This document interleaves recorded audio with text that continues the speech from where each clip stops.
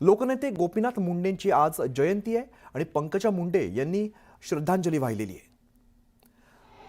बीडच्या गोपीनाथ गडावरती पंकजा मुंडे यांनी लोकनेते गोपीनाथ मुंडे यांच्या जयंतीनिमित्ताने भेट दिली आणि तिकडे त्यांनी आदरांजली वाहिलेली आहे। सुरेश जाधव आमचे प्रतिनिधी आपल्याला अधिकची माहिती देत आहेत। सुरेश, लोकनेते गोपीनाथ मुंडेंच्या जयंती आणि पंकजा मुंडे आपल्याला दृश्यांमध्ये दिसत आहेत, आदरांजली वाहत आहेत।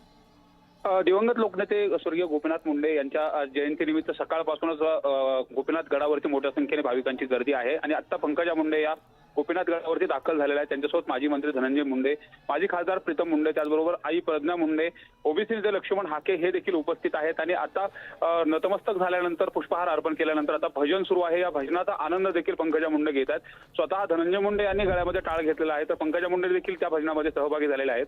तसं पाहिलं तर स्वर्गीय लोकनेते गोपीनाथ मुंडे यांचा जयंती उत्सव म्हणजे आजही पंकजा मुंडे असतील किंवा मुंडे परिवार, मुंडे समर्थक हे वाढदिवस म्हणून साजरा करतात आणि त्या अनुषंगाने मोठ्या संख्येने गर्दी देखील या ठिकाणी पाहायला मिळते। नेमकं पंकजा मुंडे आज या वाढदिवसाच्या माध्यमातून काय बोलणार याकडे सर्वांचं लक्ष लागलेलं आहे।